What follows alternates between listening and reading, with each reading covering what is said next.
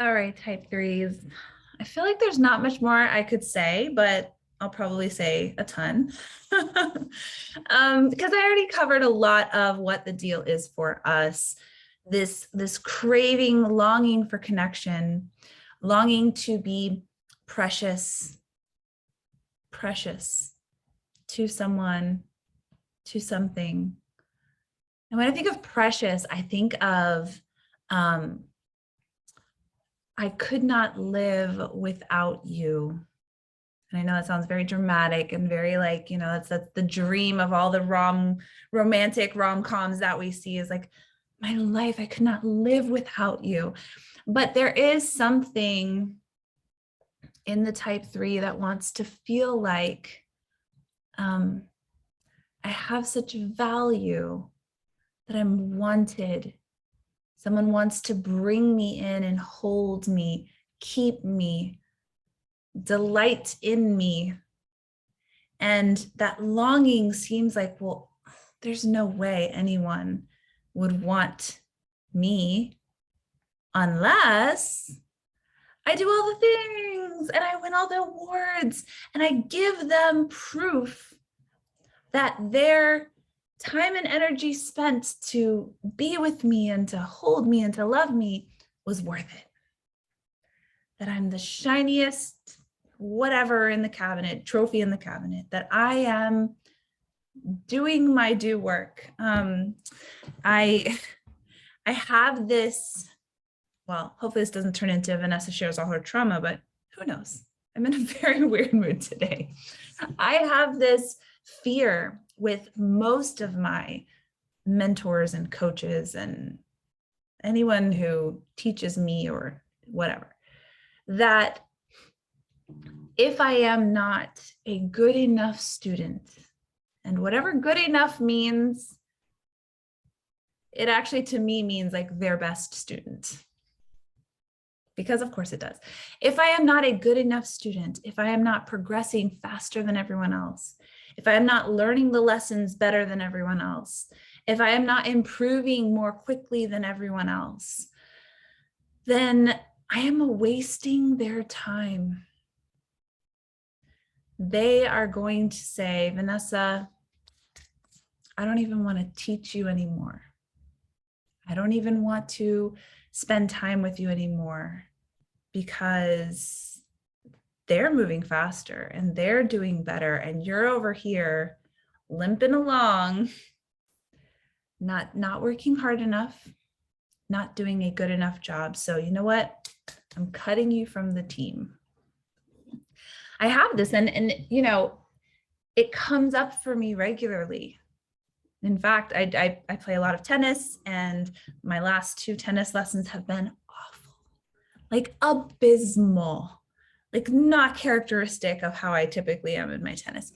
And I had the thought today, oh my gosh, what if my coach doesn't want to coach me anymore? What if he is just like, dreads the days that I am his client and he's just like, I think I'm going to tell Vanessa I don't want to coach her anymore.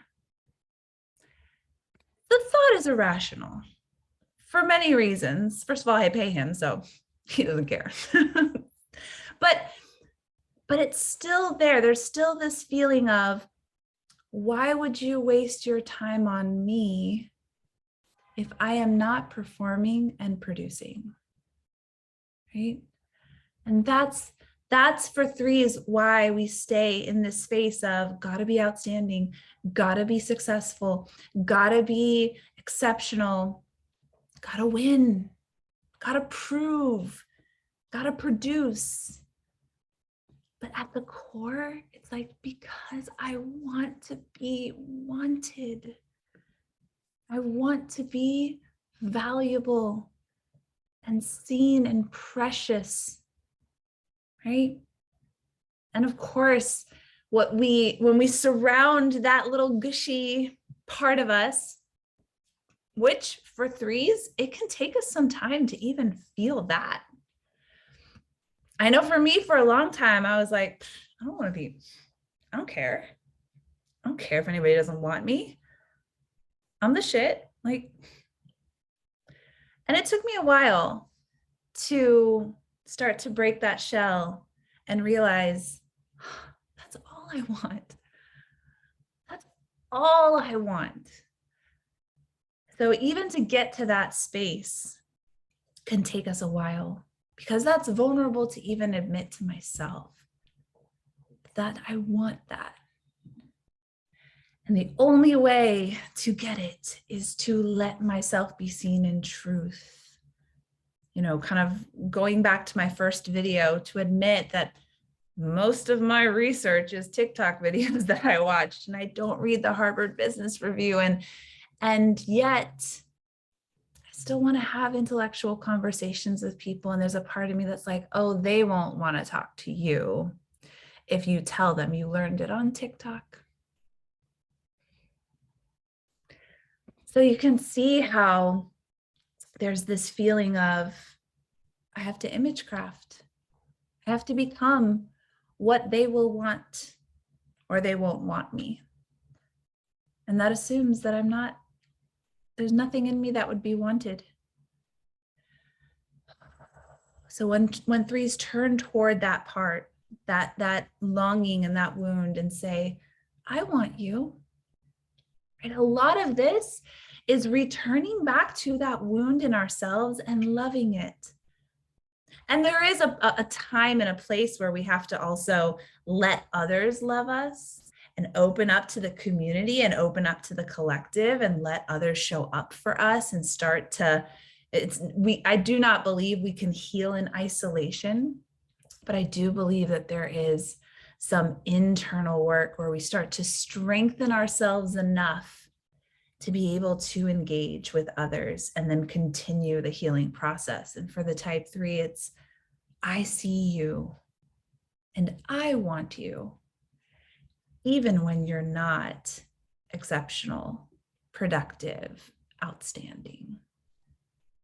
What kind of experience might I have if I truly believed that? In my most unimpressive state, I was able to genuinely say, I want you. You are precious to me. You are valuable to me. The actual presence of who you are is what is amazing, not what you do. And these kinds of truths, like I say them now and I can feel them, but I remember a time when I tried to say that to myself, and internally I was like, ew, no, can't be true. Shut up. Right? Like, and I couldn't absorb those messages. And that's okay. Sometimes we are dry sponges. Have you ever tried to get a dry sponge wet? You could pour a ton of water on it, and it's so dry, the water bounces off. It can't absorb the love. So the only way to get a sponge to be able to absorb is not to like violently toss water on it, because it'll just bounce right off. It's to soak it. You get a little bowl, you fill it with water, and you just set the sponge in it. And you don't rush it, which as a 3, we like to rush. We like the quick, we like the fast. This is something that takes time. You take the sponge and you set it in the water and you just let it soak. And it kind of expands and it starts to soften. And sometimes just the underbelly softens and the top is still, if it's resting on top, the top is still kind of hard, but the underbelly starts to soften. It starts to absorb. It starts to wonder, maybe I am precious. Maybe I am worthy of love outside of what I can do. Maybe I can connect with others, even if I just tell them, I learned that on TikTok, not the Harvard Business Review. Maybe that's possible. And we let that soak in. And we see if we can expand into that, rather than coming at some of our behaviors and being like, oh, you're such a show off. You're such a performer. Why are you trying to do da da da da? Okay. I care about that longing underneath. I care about, what am I craving? And why do I feel like I could never get it unless I'm all of these things? So that's all I'm going to say about type threes, because I've said a lot. But that's the invitation. What if we didn't have to force ourselves to be a healthier three and take more vacations and take more rests and slow down? I hate it when people tell me to slow down. What if instead we could take the time to connect with the energy of the present moment and how good it feels just to be right here? And what is delightful right here? What is delicious for me right here? And even coming into the body, feeling, I just had the most delicious ice cream from Milk Bar, the cereal milk ice cream. Highly recommend. Like, I can still kind of taste it in the back of my throat. I can, this is one of my favorite shirts. It's so comfortable. I feel so much delight in just being in this moment. And I'm not doing anything. And oh my goodness, look at how precious I am. And I feel, even without the accolades and the bells and the whistles. What if I'm already whole, but I'm not always conscious of what I even want from life or who I truly am? And what if I don't need to fix myself, but I can get curious around what a purpose-filled life might feel like? What would rise up from within of what I want to do rather than me being oriented without of what everyone else wants me to do? How would that, what if I believed I was precious and could let my desires come up and follow them? Because similarly to the type 1, you're not going to stop a type 3 from doing. It is our nature. We don't have to be afraid that we will become couch potatoes like this cute little puppy there. I mean, sometimes we might rest, but it's in our nature to do and create. And when we create from within, from what we desire, from our own sense of purpose, I mean, we won't stop. But we also won't be exhausted by chasing the approval of everyone else and craving connection and only getting the faintest whiff of it because it's only happening to the projected image of who we are and not who we actually are.